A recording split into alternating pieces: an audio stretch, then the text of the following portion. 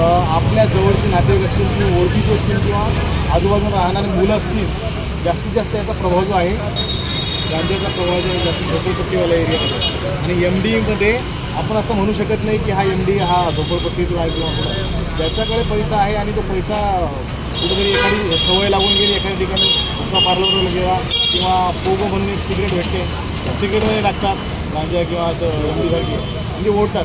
ही cigarette फक्त नागपुरातच जास्त ठिकाणी भेटते आहे, पोगो नावाची सिगरेट. ते फक्त ॲडिक्शनसाठीच आहे, दुसरा कोणताच तिचा उद्देश नाही आहे की मुलांना सवय लावायसाठी. त्याच्यामुळे आपले नागरिक म्हणून आपल्या आजूबाजूचे लोक मित्र असतील त्यांना जास्तीत जास्त जर असं कोणी मिळालं की गांजा विकते किंवा गांजाचा ॲडिक्ट आहे तर किंवा पेडलर आहे जर माहिती मिळाली तर कुठेही तुम्ही माहिती सांगितली तरी तुमचं नाव कुठेही डिस्क्लोज केलं जात नाही आणि त्याच्यावर कारवाई केली जाते.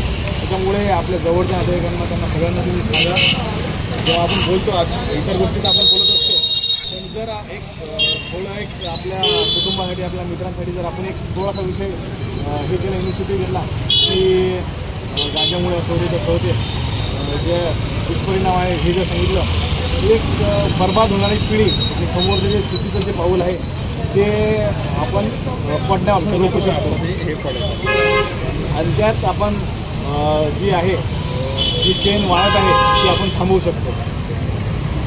सगळ्यांचं सहकार्य आवश्यक आहे. त्यासाठी एक तर पोलीस खातंच हे करू शकत नाही. त्यासाठी तुम्ही सर्वांनी एक नागरिक म्हणून तरी 112वर फोन करा किंवा एखाद्या अधिकाऱ्याचा नंबर करा किंवा सांगा किंवा तुमचं नाव कुठंच लीक होणार नाही.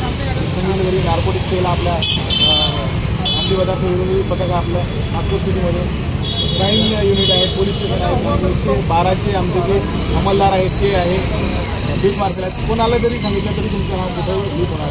तुम्ही फक्त गाडीची इन्फॉर्मेशन द्या किंवा एखाद्या व्यक्तीचा फोटो जरी वेगळा तरी इन्फॉर्मेशन सगळी माहिती आम्ही घेऊन त्याच्यावर कारवाई करू शकतो. सर्वांनी ऐकली त्यावर